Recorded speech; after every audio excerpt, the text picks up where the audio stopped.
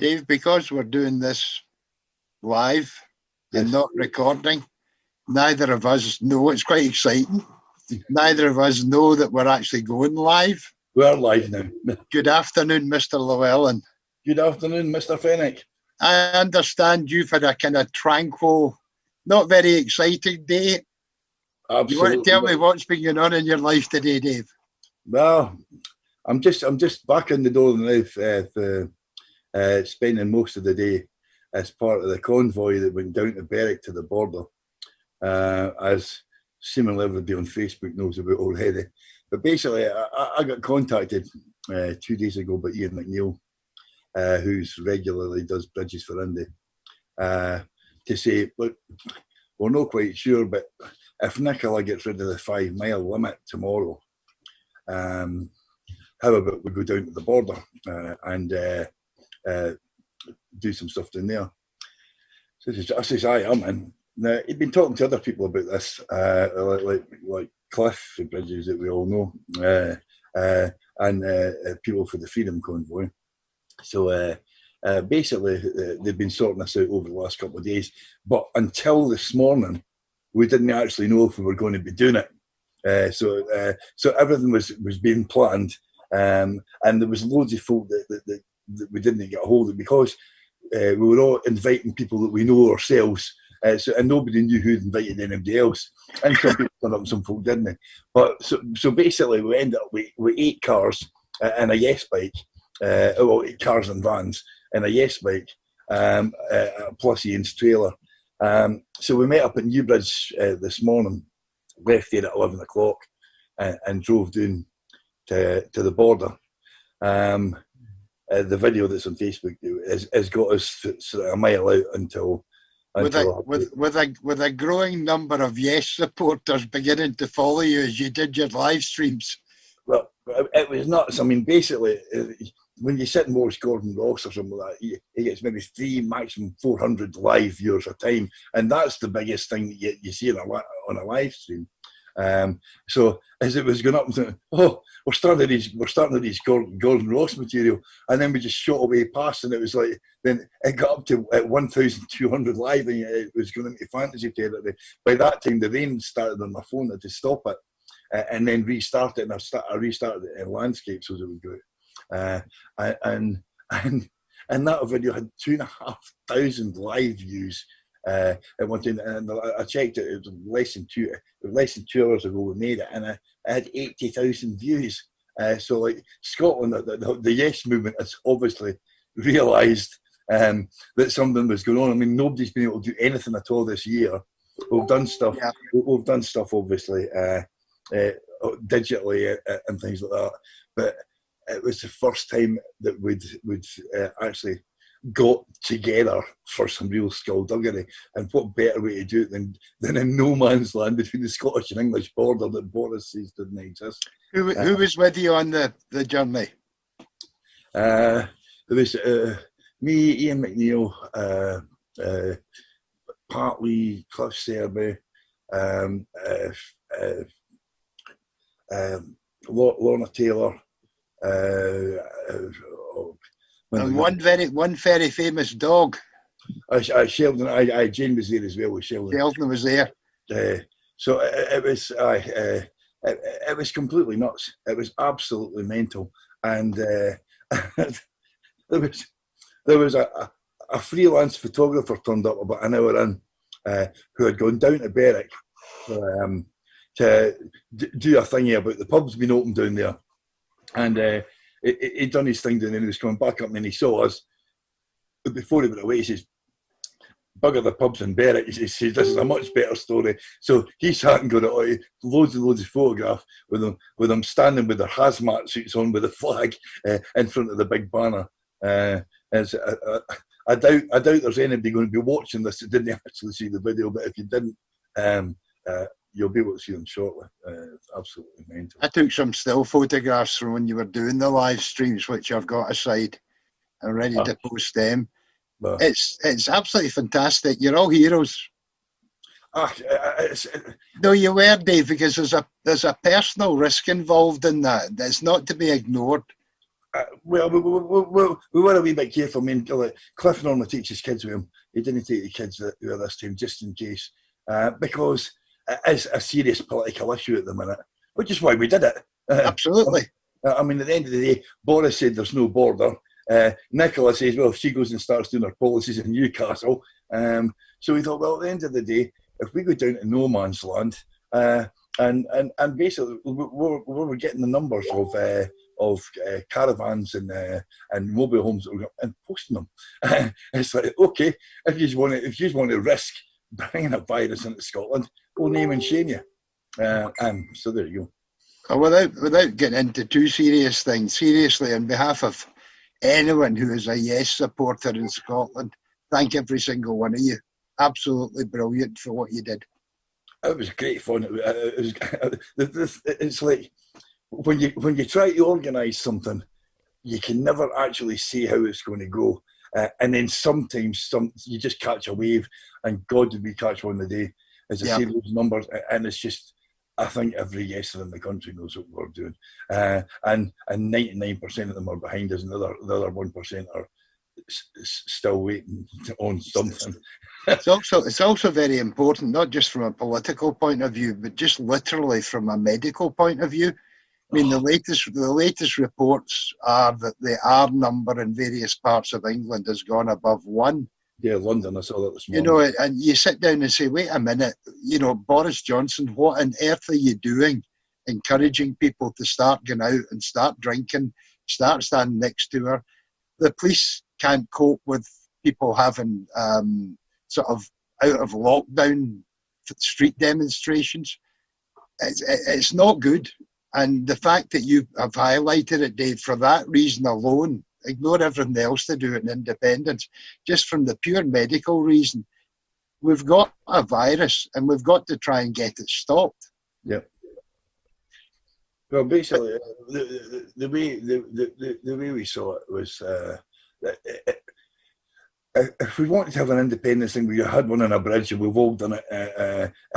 But due to the particular sensitivity with the virus situation, and the fact that the Prime Minister of the UK is saying that there's no border, and yet, and basically encouraging people to fire over it willy-nilly, we thought, okay, it might not make a difference, but if somebody takes a photograph of that the day, we didn't know it was going to go mental at the time. If somebody takes a photograph of that and somebody catches it, it can happen. And as I say, I didn't realise, but I think you sent me a link earlier on about a national article today saying 73%. And as I say, I mean, like, it is possible. There are two different laws that allow it to be done if there's a political will, and I believe that Nicola Sturgeon has been pushed in that direction by the complete intransigence of the Tory government. It's utterly nonsense what they're doing. And as I say, like, I think not so much what we did today, but the response to what we did is going to cause a lot of pressure on people, because that's for all the right reasons, Dave. Of course. Because no one wants this virus to spread, and people can pass saying it doesn't affect us. They're in their caravan and we'll just go to wherever we want to go. We've all in Scotland, I think across the board, adhered to the advice we've been given. Yep. Don't go too far, do it this way. Yep. Come next week. Today was the first day I put on a mask all day as I went out. Mm-hmm. And that is all part of what we're trying to do. It's very simply keep people healthy and not have them die off. Yep. Listen, can I just give you a warning, my friend? Yeah. I've been promising everyone on everything that there's a song that you sing that's going to appear sometime in this. We've got the good people at the Round Table 1320 set up to play this. I've just got to give them the nod when that happens. So that'll keep everyone interested. I want that to be a teaser while you and I maybe discuss why we're doing the Twa Auld Heids. I want to read you something. I'm going to pull it up on my screen. Just bear with me a wee second. This was a response to one of the polls we did. It comes from a lady called Pamela Murray. Now, I'll shorten it, but I want to read what she said. I think there are more than simply A and B. When we've been posting the polls, Dave, we've said A and B, and we've now extended it into something else. I'll come on to that. She then goes on to think, and I think this is generally true, I used to think that all we were waiting on was evidence of a stable majority of pro-Indy voters. But now I realise it's not as clear-cut as that, given how even the new digital covenant is. Are we in fact in the early stages of developing our independent actuality? New people are coming forward. We do need more coherent views on how we go forward. Now, I read that very carefully because I think there's a truth in that after 2014, the next stage of this, because we kept going forward as a yes movement, yep. The general thinking was we'll be going for another referendum.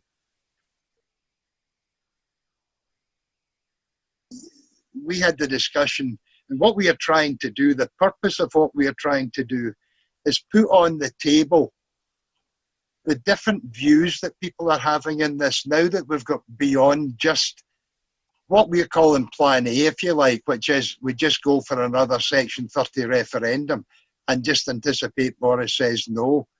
So we started with Chris McElhenney because he's bringing forward a suggestion which he wants to get into the SNP conference and see how that goes.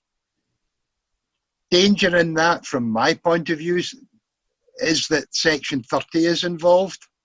And I want to make this comment more broadly. When you and I are doing the interviews with different people, what we're both trying to do is remain fairly neutral, not completely neutral, and let the person who's got a plan put it before everyone for them to listen to. Yep. And if you watch the video, then the poll maybe makes sense. If you haven't watched the video, the poll will just stand out. Someone said that in one of the posts, which is you need to be very explicit what Plan A and Plan B is before I can vote.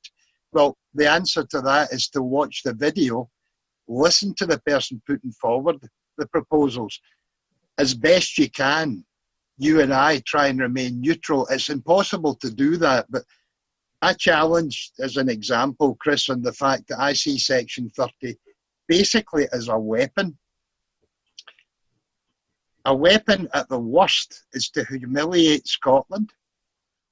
We have no power to change anything. That is wrong, but Section 30 allows that view to be held, not by the people in Scotland, but be held by the rest of the UK, and in particular the extreme right wing.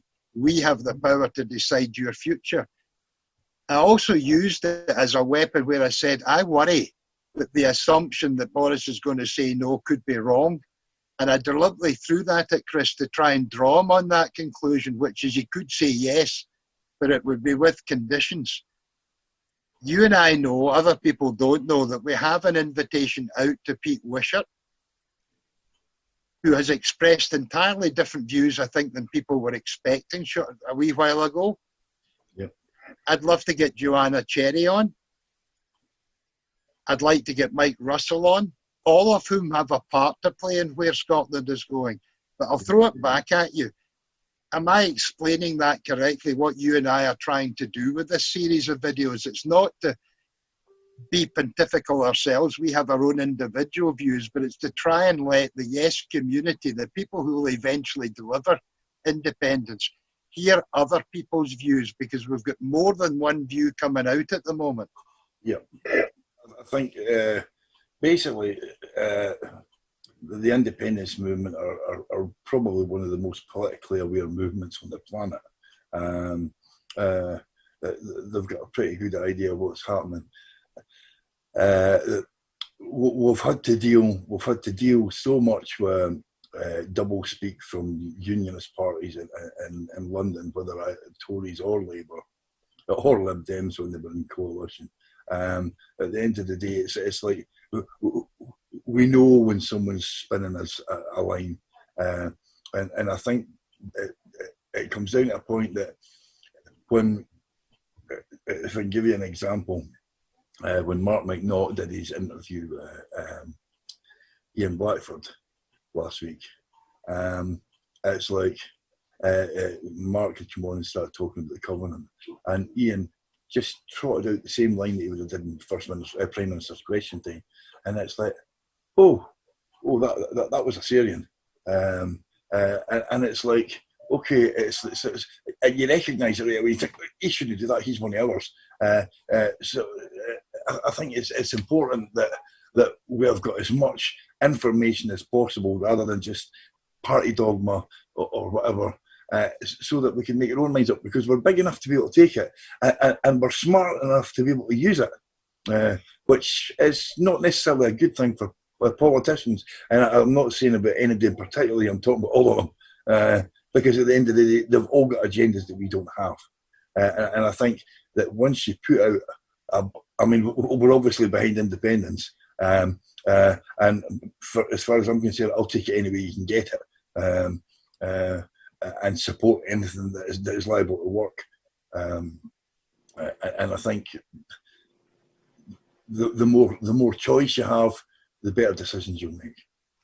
One of the things that came out of the discussion with Chris McElhinney, not in the discussion itself, but in reaction to it, was the very strong views that are held on not going with a Section 30. Now, that wasn't the purpose of the actual programme, but it was the result of the programme, a part of the result of the programme. And that's what I think is important, because we then move on to whether Section 30 in its own, what we had thought of maybe back in 2015, 2016, Plan A, if you want to call it. From my perspective at the moment, Plan A is diminishing in its importance, and there's other choices coming up. Now, you and I know, and I think we can advise people of this, that very, very recently, following two articles in the National, a person called Jim Fairley, person who's Farmers for Yes, has come up with other ideas on what should be doing. And you and I are hoping that the next Twa Auld Heids will be involving Jim Fairley. And again, that's a question of getting information out to people. You know that today I set up a page called the Twa Auld Heids. Yep. And the intention of that is very simply, I hope that you and I have still to agree this, but my thinking is we take each of the programmes and post them onto that page, so that at any time if someone says, well, Chris McElhinney has got a view, they can go to that video and see what that view was. And as we go through the various things, I also hope that we'll be able to feature maybe discussions that have taken place. One of them took place this afternoon with Nick Russell from the 500 Miles. And he is explaining how he developed Yes Day Scotland, his knowledge of blockchain. And that's a thing that I think is very important. It's one of the other things that is so crucial in my opinion. And that video explained why it's so important we get people to sign up to the Covenant and take part in the People's Assembly. It is the one and only one possible platform for allowing everyone who is in support of independence not to have to fit into any other idea. They can build their own ideas, and then they can make it highly visible to anyone that's interested across the world what the overall view of Scotland and people who want independence actually is.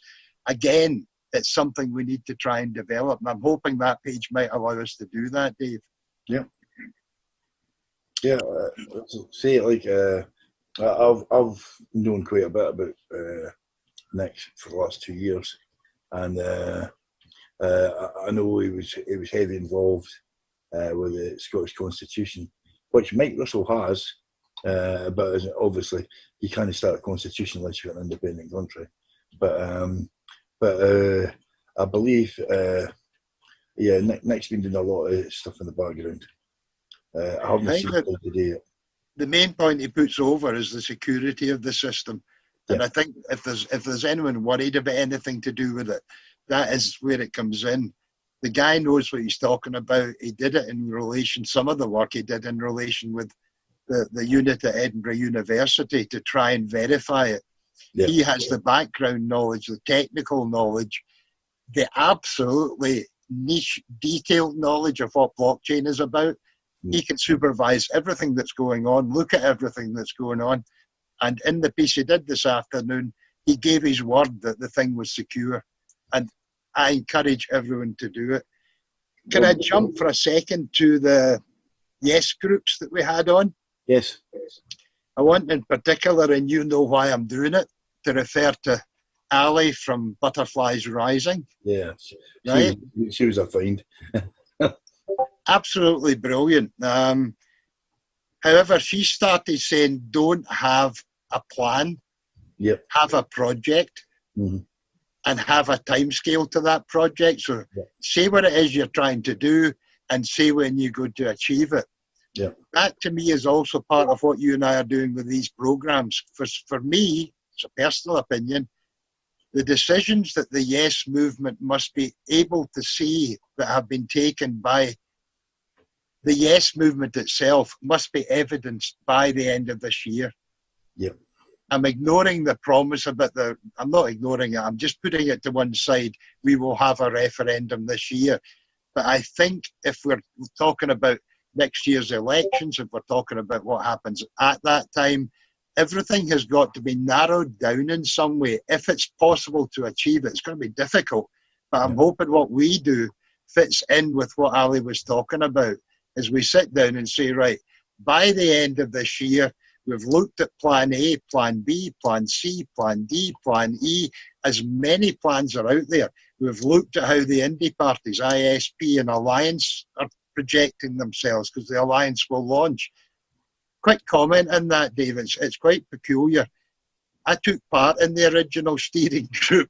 It's where you and I end up in yin and yang. I took part in the original steering group for the Alliance. Actually argued for the name and achieved the name Alliance for Independence. Then over problems I had with how they were wanting to take things forward, they're resolving them. But I saw at the time I was just going to end up causing trouble if I stayed on the steering group. Here are you, 2 months later, organising for the Alliance, right? You've got your local community started in that. That is another part of what I think, not necessarily for the Alliance, but just generally, that it begins to focus people in on another option, which is how are these independent parties going to play a part in it. Final comment on that.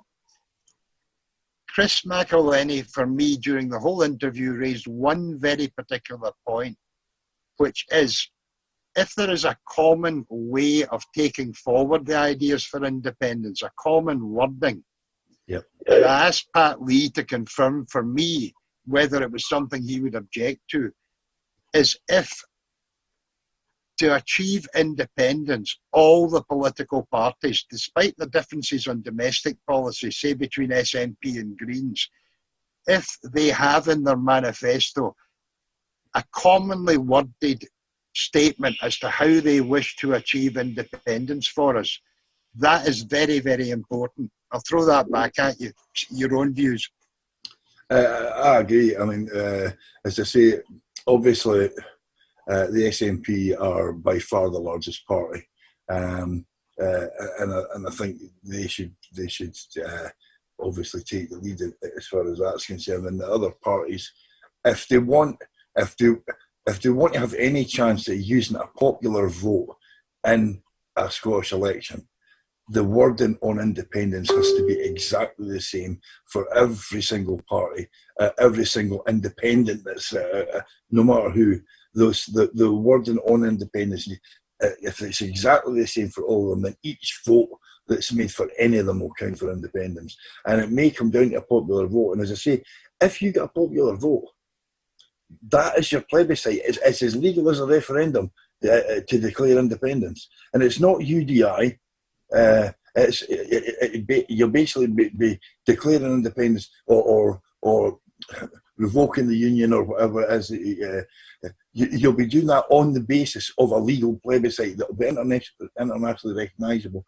As I say, I do have reservations about whether you could do it with a majority of seats, in spite of the fact that it was actually Westminster that set up the voting system, as they did for the one in Ireland 100 years ago, and Ireland are still using it to this day. So it's like you prefer the idea of the number of votes cast. I think if you're using it as a plebiscite, the way I would go is if you get a maximum number of the seats, you should be holding an advisory referendum, and if you win that advisory referendum, you should call it. If you get a maximum, if you get a majority of the popular vote, like the last couple of polls have said that would happen, if you get a majority of the popular vote, then basically you can declare. Because there's your plebiscite, and there's not a single country in the world could say that you don't have a majority. Right. I'm not going to drag you much further into this serious thing. I'm going to ask the people at the round table to start getting your song ready. I've told everyone they can't miss this, and I'll tell you folks, this is unbelievable. It's short, but it's pointed. It's the shortest song I've ever written. I think at the end of it, there's a sign that you and I cooked up, and we've to thank Doug from Yes Elgin for putting this into our heads. In the discussion we had with the Yes groups, Doug was talking about Scotland being the safe place. Yeah. You and I had a wee discussion, and I think you've drawn up a graphic which comes at the very end of the video. I'm going to ask people to try and give us votes out of 10 on that graphic, because I think it's a graphic that epitomises Scotland just now, and certainly epitomises what you and the other guys were up to earlier on today. And we were unsure whether this video would be allowed to be shown. So if you've got any children watching, cover their eyes. Are you going with this, my friend?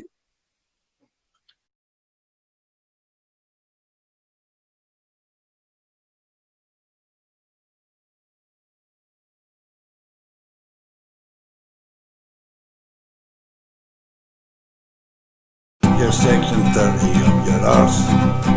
You can stick your section 30 up your arse. You can stick your section 30 up where it's dark and dirty. You can stick your section 30 up your arse. You can snort your section 30 up your beak. You can snort your section 30 up your beak. Twerking the Yins their jotters up top there with their snorters. You can snort your section 30 up your beak. Chuck your section 30 in the bin. You can chuck your section 30 in the bin.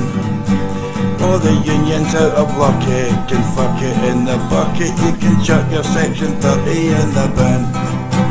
You can stick your section 30 up your arse. You can stick your section 30 up your arse.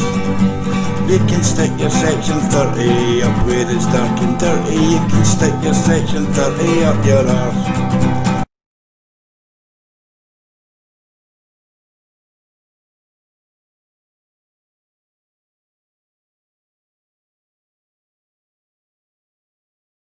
They got to come back to watching it and make comments on it. It's actually quite tricky. It affects the mind somewhat. Yes, it definitely does. And then you worry, like I did a couple of things where I had to record, I pre-recorded and then didn't like it. So then recorded again, and it was, can I get all the words in or not, is the very difficult thing to know, you know. For the people that are watching it, they don't know that we weren't able to see the video and the song because we're on the Zoom. We didn't have the separate thing. So we're now live again. So I want to welcome Diane Matheson to join us for the rest of the chat. Diane, welcome. Thanks. Thanks, Mike. Hey, Dave. How are you guys today? Doing fine. Did you have an eventful day, did you, Dave? Out and about? No, I've just been sitting here waiting on this starting all day. I got a bit of a surprise this morning, I'd have to say. Did you? Yes, I didn't know anything about that. So, yeah, that was awesome. Neither did anybody, as I say. It was kept. We were worried the police found out before we went and stopped it. The last time I mentioned something about Berwick, I got a phone call 4 hours later for a policeman on a number that nobody had. So it's like it was kept very, very hush hush, but it was amazing. Yeah, no, it looked awesome. Next time, invite me though. Invite me. I like all that sort of stuff. But we knew you were going to be busy with this. That's true. I had advance notice of it, but on the basis we were meant to be doing a show later on, I stayed at home. But the main thing to keep it secret, a lot of people, Diane, wanted to go on that and said, you know, why couldn't you?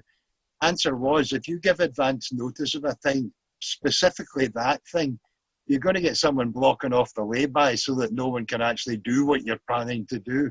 So it had to be kept 100% secret. Can I say to you that I was very impressed with your discussion, firstly, with Ruth Watson. Incredible lady, knows exactly what she's doing. Yeah. And at some stage, I know Dave and I are going to maybe invite Ruth back on to have a further discussion on it. Maybe not for a wee while, but there's a lot going on and Ruth's playing a part in that. But I was particularly impressed with your discussion with David Younger. He started touching on things that I have opinions on. Very knowledgeable guy. Your reaction to how you got on doing those? Yeah, it was fascinating actually, because although something that I knew bits about, it wasn't, neither of those two topics were things that I knew a lot about.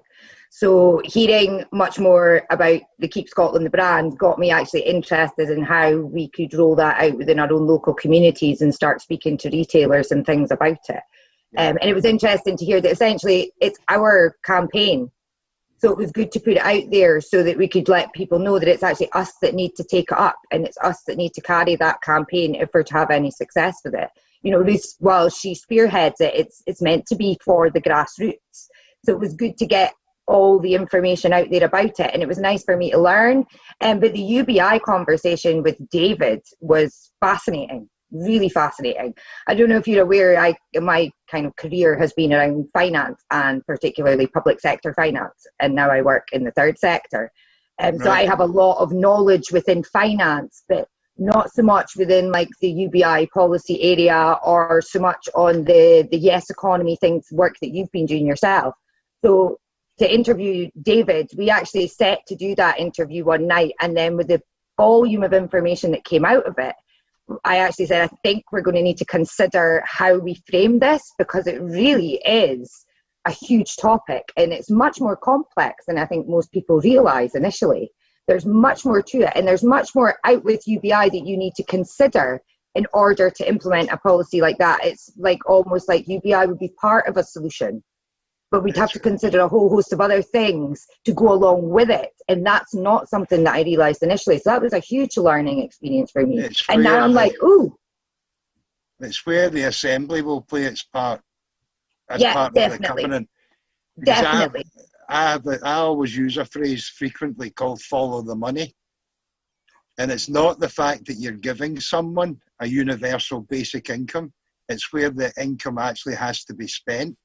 For instance, are you happy it goes to a private landlord who now knows that it's a perfectly secure income for him to take out a loan on to buy another property to rent out to more people who are getting the universe?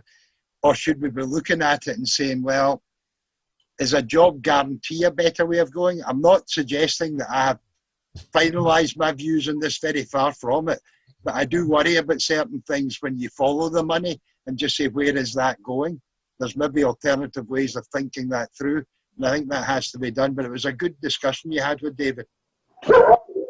Yeah, it was. Sorry, excuse my dog. Yeah, no, it was. It was fascinating, and actually made me want to go and learn more about UBI, but not just about UBI, to tie it into the economy as a whole. And I really enjoyed and I suppose in a sort of personal basis in recent years, I've moved kind of how I work and what I do. So I was always predominantly finance focused, but I found it quite boring. But how do you get out of a job when that's your income and you have to pay your mortgage and the bills and put fuel in the car? How do you change your career if you've got nothing to fall back on? I was lucky enough that I managed to work my way through that to change slightly what I do, and I now have more project-based work. But most people aren't that lucky. and so they can't go and succeed. And I think, especially at our age, I think when you are approaching maybe around about the 40 mark, you tend to want more fulfillment from your work. You know, you almost change from that career driven to, I would like to do something that I'd be fulfilled with. I've got another 25 years at least to work in my life. Why can't I do something that fulfills me? But you can't make that change because of your financial circumstances. So it does start to question, do we do things wrong? You know, have we got it the wrong way around? The way the pension situation is going, if you happen to be 40 thinking you're going to have another 25 years, it's beginning to stretch out. You've maybe got another 40 years before you get your pension. Mike, yeah, well, that's it. She's not getting back on again. She just age shamed the 2 years, by the way. Hey, listen, I even got my daughter to put these plaits in my hair, so I would look a bit younger today. I'm growing a pigtail without having a barber around. Listen, and there's quite a few people doing that just now, I think. Can I drag you into another thing that came up on the discussion with the Yes groups? Yeah, and sure. Dave and I haven't really explored it. Dave is quite frequently my source of knowledge for what's going on in the background. Barbara from Yes Elgin mentioned her worries over Michael Gove. And I only then did a wee bit of research to find out what she was worried about. But apparently he set up a pro-union Keep It All Together committee with a number of other ministers. And they have 20 staff working for them. Did you know about that, Dave? No. I knew he was up to. I didn't know about the 20 staff, but I didn't know that he was putting this sort of. It's a little civil service think tank kind of government financed Hoorah Henry Club. It's part of the government's regime, part of the government actual makeup. And the whole idea is to find every single way they can to strengthen the union. Wales, Northern Ireland and Scotland. And that's what was worrying. I think that's what was worrying Barbara. It's now worrying me because that's the enemy we're going to have to fight. It's like... sorry. And we're sending our tax money down to help support it. That's...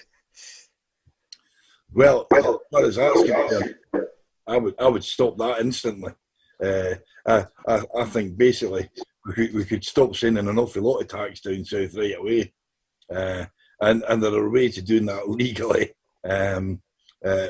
But of course, once again, you need a political will.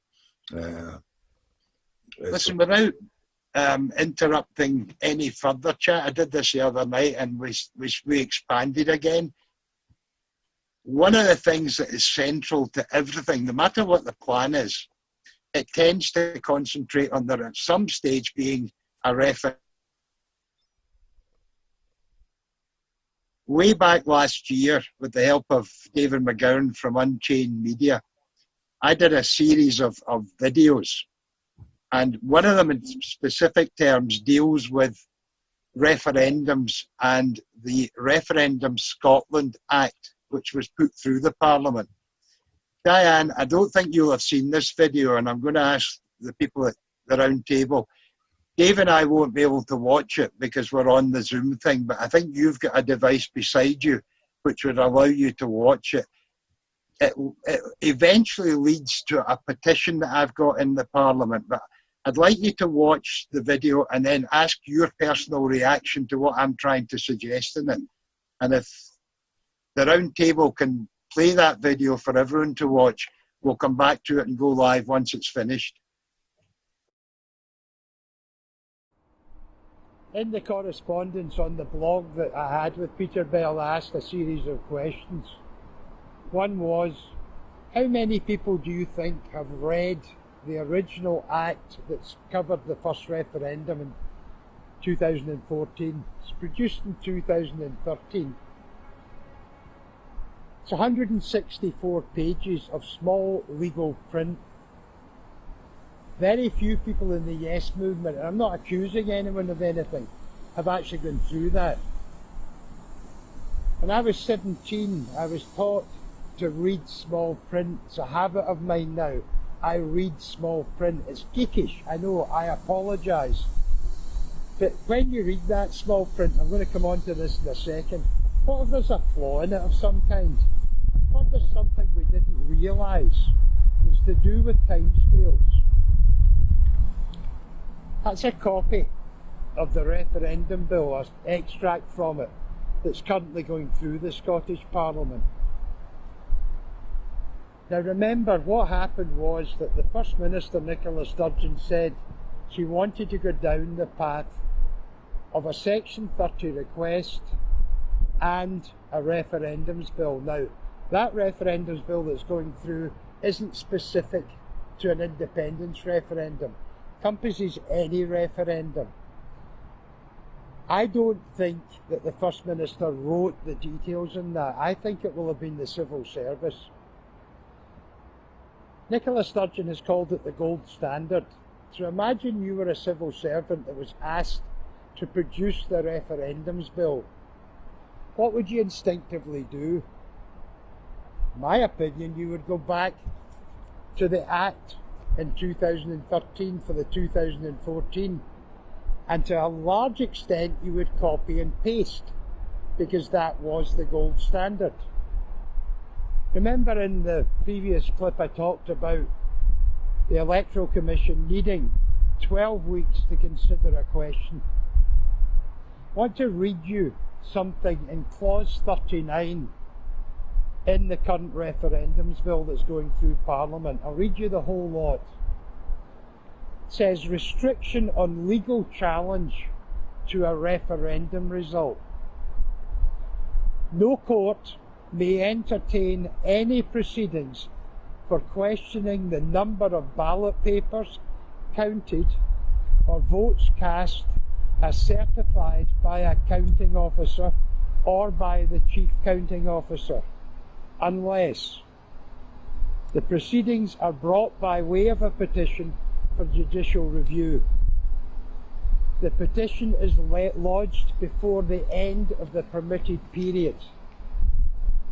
In subsection 1b, the permitted period means the period of 6 weeks, beginning with the day on which the officer in question makes the certification as to the number of ballot papers counted. 6 weeks, folks. Now, I mentioned much earlier on, remember how much was handed and given to Alex Salmond as part of his judicial review? £500,000.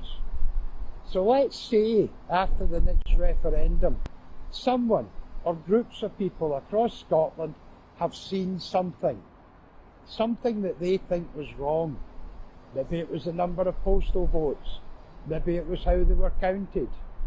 Maybe, like the EU referendum, there's a huge number just haven't been returned. Maybe it's the scale of the number of postal votes, all dealt with in earlier clips. Maybe you have to raise £500,000, hire a QC, and get that all into the Court of Session within a period of 6 weeks. Not 12 weeks to discuss a question and decide on it, 6 weeks. That to me is fundamentally wrong. The statute of limitations, which normally applies to anyone's complaint about something, is 6 years. We need to consider as a yes movement, asking our members of the Scottish Parliament whether they think any problem arising can be dealt with in 6 weeks. Maybe we've got to start considering individual discussions with our MSPs. Maybe we've got to discuss a petition going into the Scottish Parliament.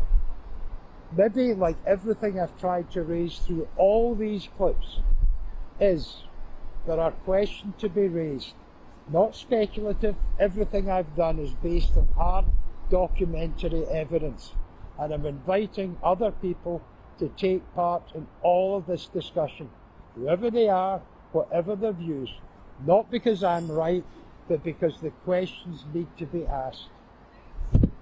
Thank you for watching all of these clips. I'm grateful. I hope I haven't bored you to tears. It's done for the yes movement, because as Graham Brown's song says, this time we will win. Sir Albert.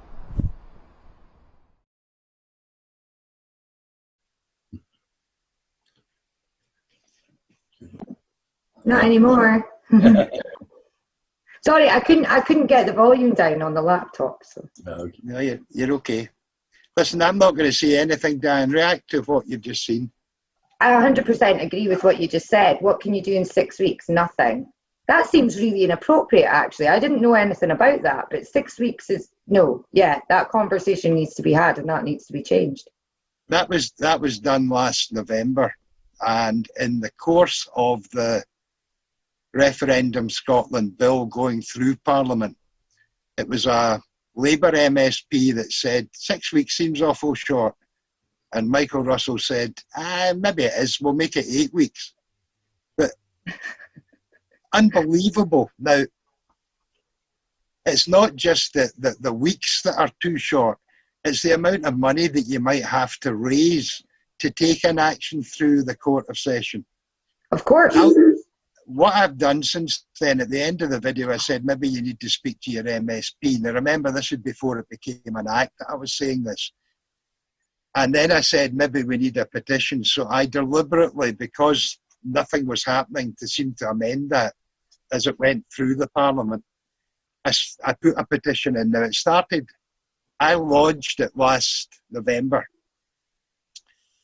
The clerks for the committee, who are brilliant, came back to me and said, we need to maybe tweak that a wee bit, or do you want all of the background of the videos? There was a whole series of videos I did about how you can manipulate voting systems, etc. It takes you back into the blockchain, if you like. Okay. So they then said, right, that's it, ready to go. So it goes open for anyone to comment on it. I didn't push it at all because I saw a time for this to become more public, which is why I wanted it done today. Then it was officially lodged. You get it open and then lodged, and it was lodged in March.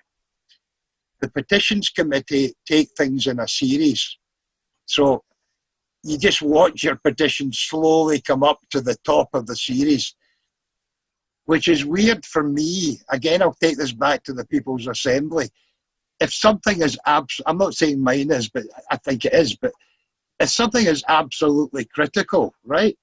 Like it would be if the Petitions Committee had one saying, we're actually quite worried there's a virus coming called COVID. Yeah. And they say, well, you'll need to wait until we get to that petition. That strikes me as kind of funnily wrong. But anyway, yes.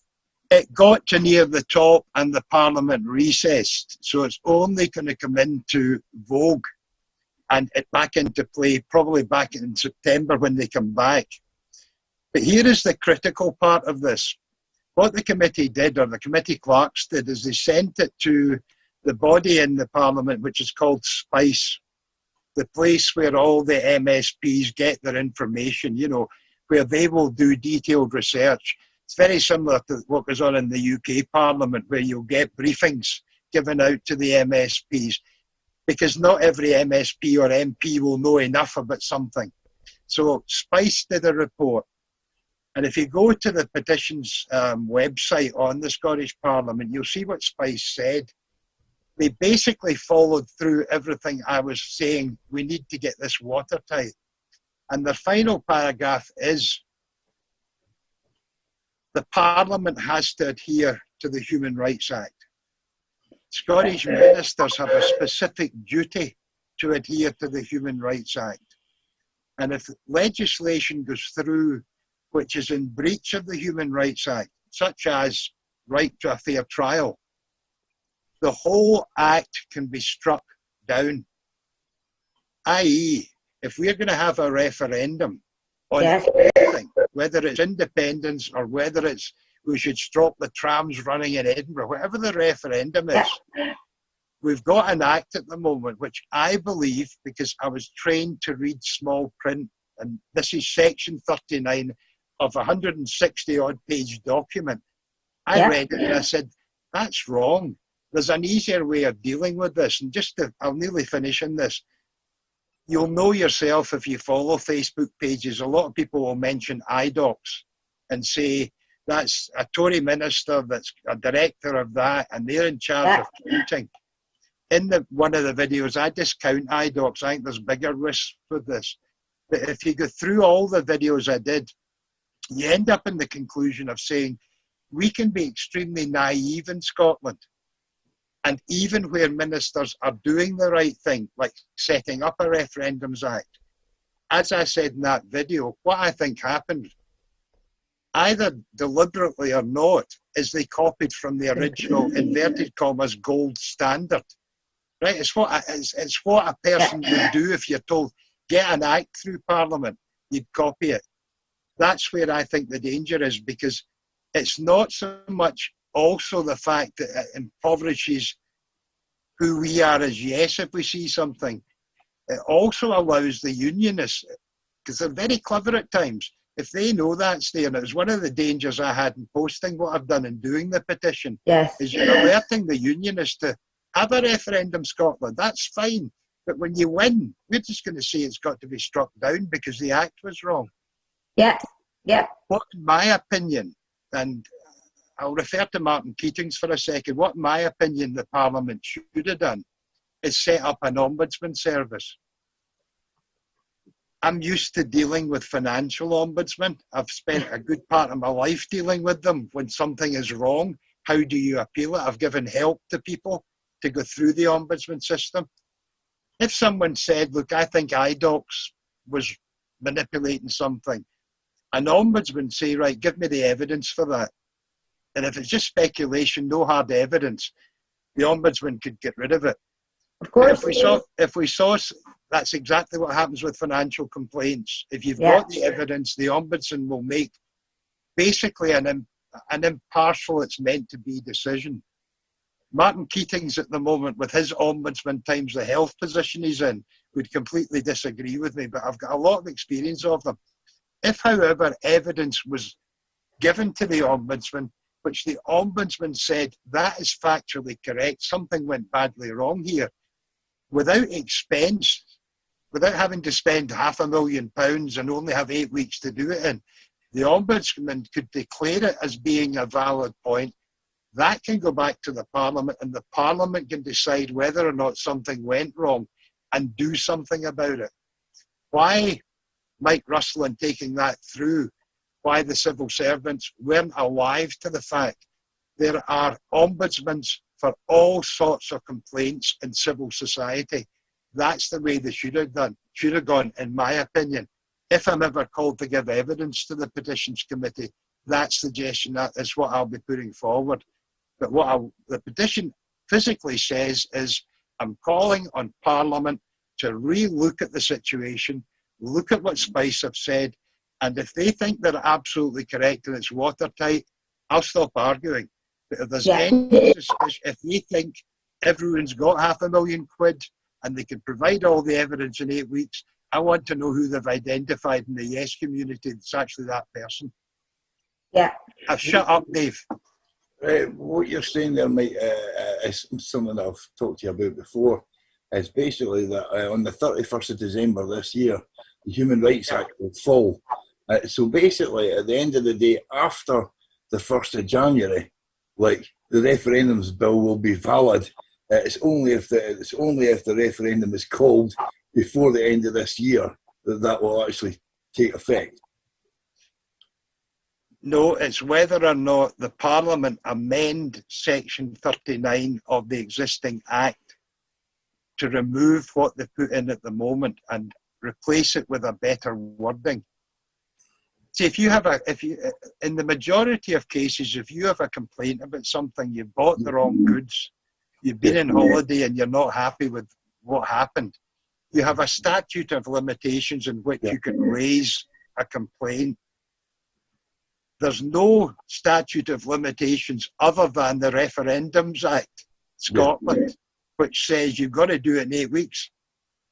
Yeah. No complaints procedure that only gives you 8 weeks to do it in. Yeah, but my point is that if you're saying that, in particular with the referendums bill, that it contravenes the Human Rights Act, with the Human Rights Act no longer being like... Yeah, you're correct, Dave. Yeah. It takes you back into timescales. Yeah. What I'm watching is very simply, is starting last November, will the Petitions Committee get round to my petition by this November? That's of course. That's the timescale. And will the Parliament pay any attention? You get it. I understand MSPs and government ministers, they're bombarded with stuff from everywhere. Joanna Cherry made reference to that only recently when she said, I'm flooded with ideas from everyone, but I've got to tell them they're maybe not workable. So I don't expect necessarily Mike Russell to... I would hope maybe someone would say to him, there's this idiot put in a petition that you maybe should pay attention to. Would he? I don't know. But I'm hoping the petition has enough power behind it, not because I've said it, but because Spice have confirmed exactly the point I'm raising. You may have a dodgy Act of Parliament and you maybe have to have a look at it. We maybe need to get Mike on and have a wee talk with him about it. Yes, yes. I'm thinking actually an interview with Mike on this, like maybe a half-an-hour discussion sounds good. What do you think, Mike? I'd be happy, but I'm more interested. The thing is either wrong or it's right. It's as simple as that. And if people in Parliament are asked to consider it, the idea of moving it from 6 weeks to 8 weeks is just in my... I just laughed when I saw that. I said, what the hell do you think 8 weeks is going to achieve that 6 weeks wouldn't? It's just exactly. It's just too short a period. It was almost like I've changed it because somebody said I should, but I'll change it to something equally as pointless, I would say, really. It doesn't do anything. It doesn't do anything at all. It's like we recognise there's a problem, but we're not going to fix said problem. Section 39 is the very last part of the whole Act. And I'm quite sure after the committee that was looking at it, I mean, there was experts gave testimony to the whole, there was 2 committees looking at it. Not one of them raised this point. I just think they think from 2013 Act was the gold standard. So you just wade your way. Maybe they just get tired by the time they got to Section 39. Yeah. And it was a Labour MSP said 6 weeks, maybe you should make that 8. And Mike Russell said, that's not a bad idea, let's just make it 8. Can we all go home now? And I have the feeling that's maybe what took place. I'm the idiot that sits there and says, well, no, I don't think this is right. Anyway. But at least we have someone like you, Mike, to do that, to sit down and actually look at it and say, I don't think this is right. And this is where I see the Assembly playing a much, much larger part in making sure that things are right, because we should be the ones that are driving it. By allowing politicians in the civil service to drive this, you've just given a perfect example of how it can go fundamentally wrong. Whereas if we were the ones driving it and we'd already said what we require, then we instruct our government to do that, and then they have to put it back to us and say, okay, you said this is what you wanted. What do you think of this? Sovereign. The People's Assembly was partly why I raised that specifically. Yeah. It's got a specific importance, in my opinion, to what we're trying to achieve in independence when it comes to a referendum. Set that aside. It's back down. Dave knows this. Dave and I have 2 different ways of looking at what we've been doing with Twa Auld Heids. He knows I want to bang on about the people are sovereign, and it's sovereignty that will get us through this. Yeah. But everything we do narrows everything down. So if there's 4 million can vote, 2 million maybe are going to vote yes, but we then pass it down to a political party which has got 124,000 in it, plus the other parties coming along. They then have a conference where Chris McElhenney will ask for permission to do something. It'll either be found competent to be discussed, booed off station, and we're suddenly down to how many people are deciding that? Let's say it's 50 people. And I sit down and scratch my head and say, you can't run a country if you keep narrowing it down to the smallest denominator of opinion. You've got to widen it out to everyone.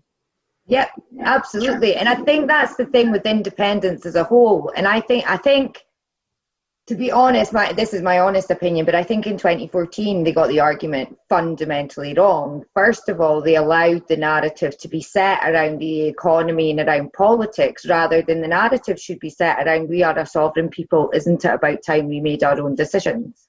Because it really is essentially as simple as that. There's not, and as you say, the yes movement, or the independence movement, as I would say, so the 2 million slightly plus people we have out there that we believe support independence, that are not part of political parties, that are not part of the yes activist group, that are not on Facebook, that are not, None of them are being represented. None of them are getting their voices heard. We don't even know what they think. You know, so to have that assembly to find that out, and for us to be a collective, I do see is because you're never going to sell SNP politics. It's Marmite that either love or hate, you know, and the same with any other political party. It's not about the political parties. It's about us getting together and deciding how we want the country run. In the same way, it's not SNP v Tory. It's not left versus right. It's not capitalism versus socialism. It's about having a grown-up conversation about how do we want to see our country run. Now, it's not necessarily going to fit into one of those categories. It could just be this is how we see it working. But why do we need to stick to these labels? Because by doing that, we're dividing each other. Get rid of all the labels, get the assembly, and just get people's ideas, people's thoughts, people's priorities, people's problems even. You know, I was actually having a think the other day about the assembly could actually have an agony page on it where people within their local communities have had a problem with their council, or have had a problem with their water supply, and they could put that on there, and it could help us discover where all the problems are and then talk about the ways that we could fix it collectively. And once you remove political parties and left and right, you're far more successful speaking about things like that in that way.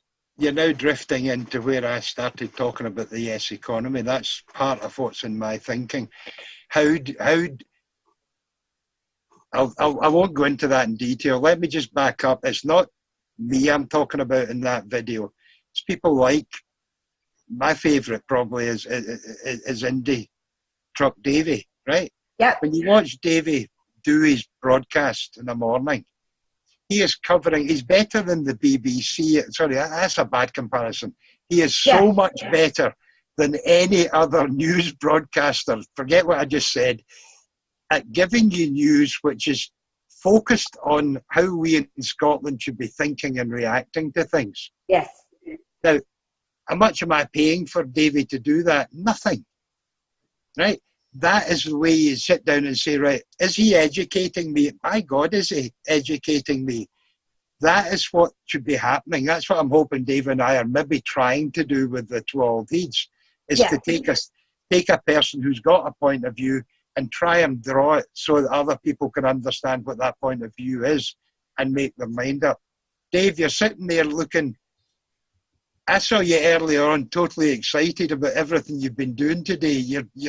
You're drifting away. Are you watching your fan base? No. Are we? I was just listening. We're not boring you, are we, Dave? Not at all. If we are, we're going to play your song again. Oh yeah, there you go. Okay. Could do that. Yeah, that's a good idea. Right, here we go. Right. Okay. Okay, have you got a bunch of flowers ready for him, Diane? I do. Hang on a sec. What? The people at the round table, can we have another go at this man's song, please? No. Here you are, Dave. Thank you.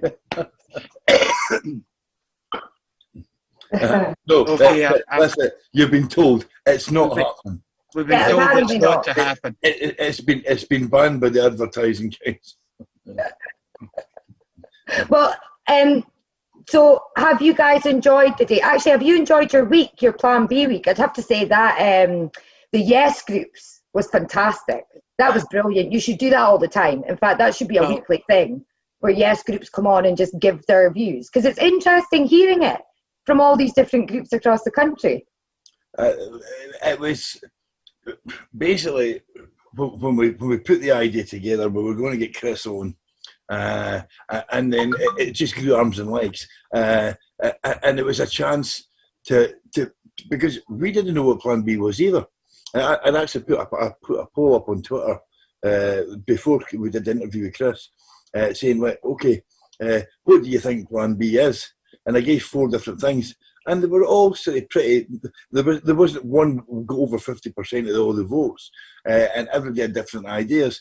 And I realised at the time, I didn't know what it was either, and then Chris gave us a copy of it, and basically it was the third thing on my poll, which I actually the majority of seats I think will get you a referendum. I don't think it'll get you independence.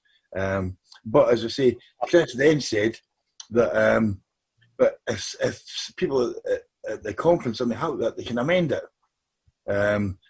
In which case, I mean, if I was in the SNP, which obviously I wouldn't be, but if I was in the SNP and sitting at that conference, I would try to amend it to the fact that if you get a popular vote majority, that you declare independence. But if you only get a majority of seats, you go for the advisory referendum.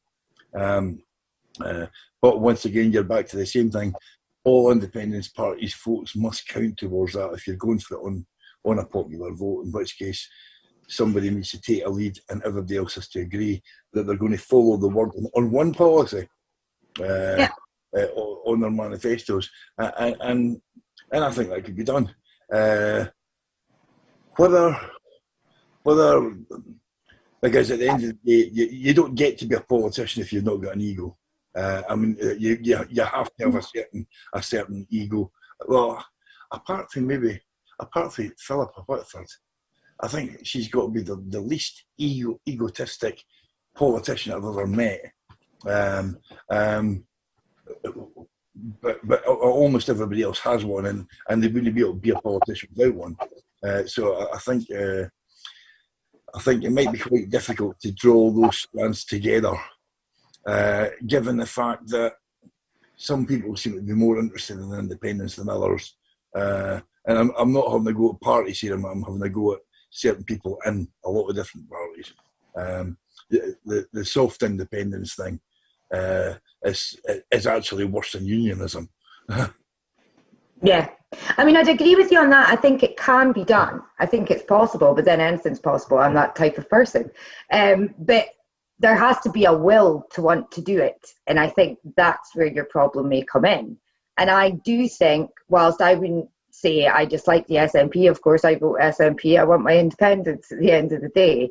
But I think you're now looking at a party that's been in power for 12 years in Scotland, and there's an element of them that doesn't want to lose that power. So that, of course, is where the biggest problem comes in. However, they don't represent as many people as they should if they were serving the needs of that pro-indie movement within Scotland, because they would have engaged so many more people. And I think my issue is on the engagement. I've been involved at branch level as well for a short period of time, I would say.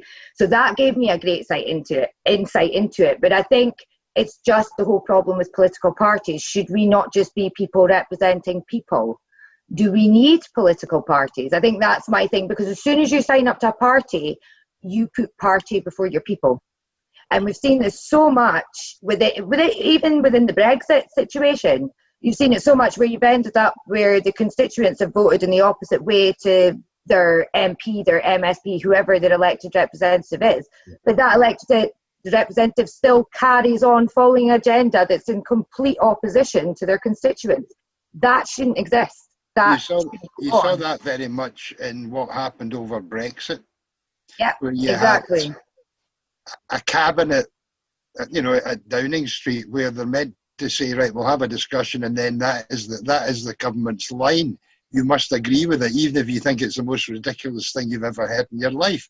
Yeah. So you had people leaving the cabinet for that reason.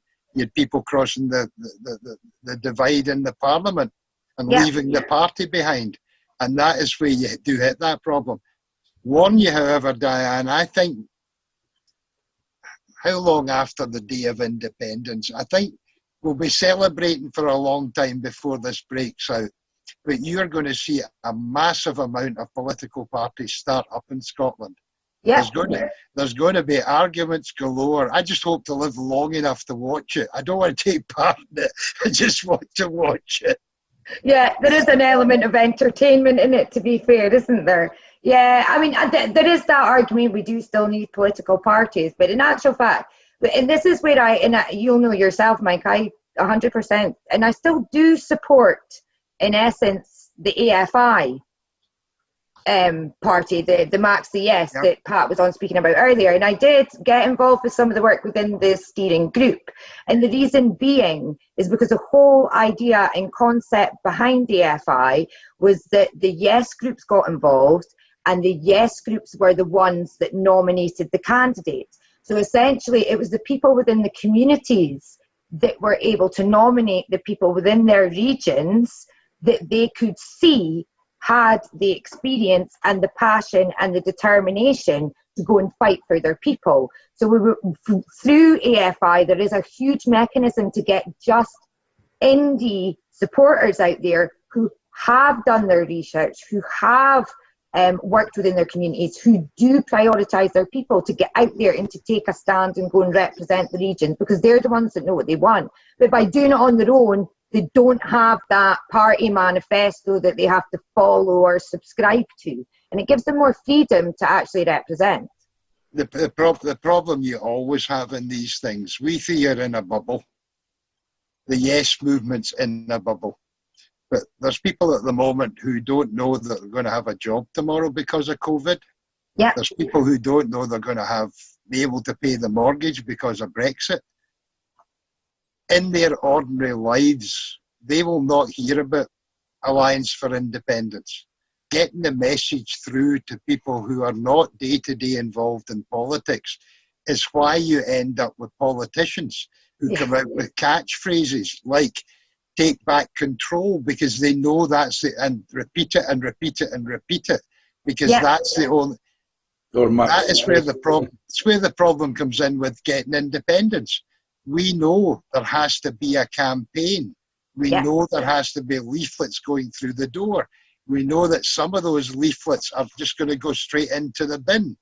That is always the biggest problem of this. It's something we have to address and work our way around. There was a period, if you think back, there was a period where reframing became the topic amongst the bubble, right? We're now into, I have absolutely no doubt, don't ever get me wrong in this, that how the list vote has been undiscussed because of SNP 1 and 2 has been something that we had to address. It's very, very important. If nearly half the MSPs come from the list, and they happen to be a majority of unionists, we're doing something wrong. We've got to think our way through that. Yeah, of course. A lot of people there against it. The person I wouldn't ignore, and that's James Kelly. You've got to get, in his way of working things, at least 5 to 6% return to get anywhere with a list MSP. That's why I come back to this common message position.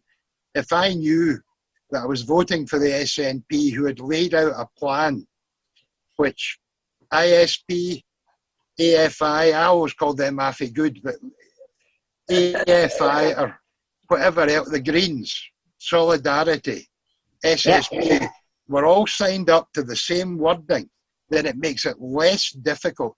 People talk about splitting the vote. There are 2 votes. One is going to go to the SNP. Let's make the other one effective. I don't think we're there yet. That's why I left, because I was going to cause problems with some of my opinions.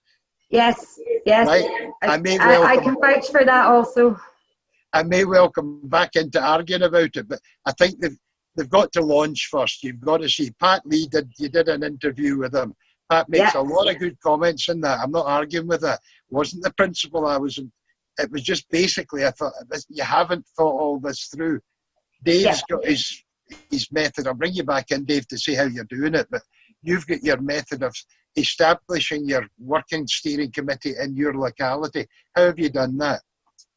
Well, I can't actually talk about it too much before the launch, but I can tell you basically what I've done.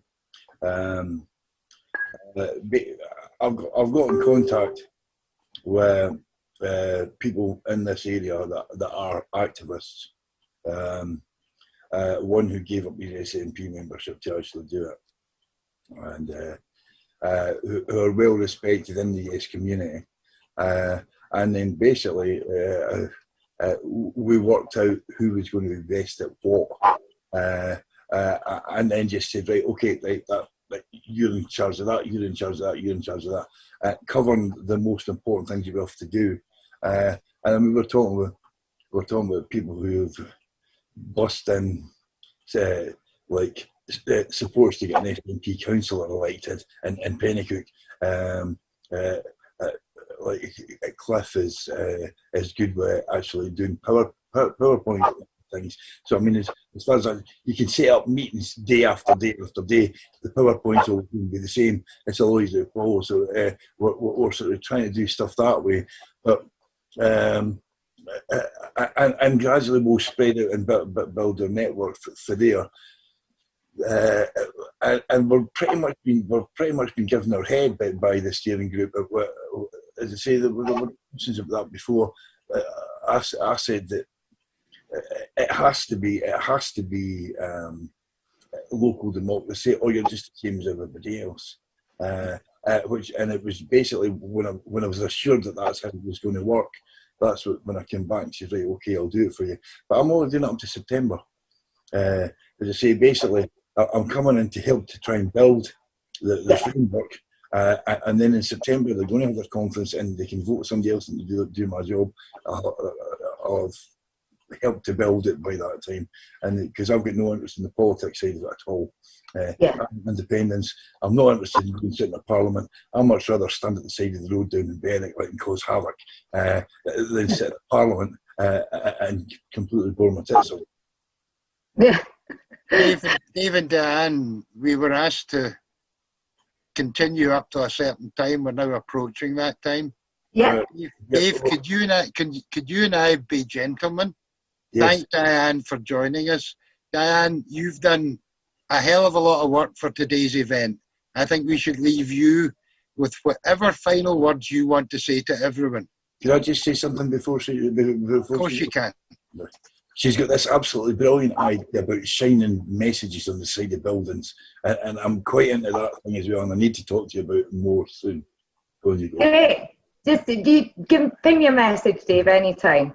Yeah, lots more. I like all the fun stuff. And one of the things I would say about today is it was fun. But it was a huge learning curve. I only came across the Covenant myself in February sometime. So it was a massive, and I'm a technophobe also. So I have no idea.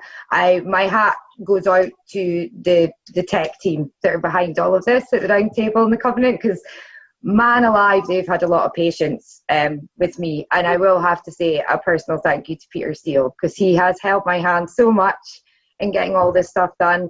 I just got involved because I want people to know about all these things that are floating around, and I wanted to learn about it myself. And actually working with you guys in the groups and things is so much fun that I am more than happy to do anything you ask. So yeah, bung ideas my way.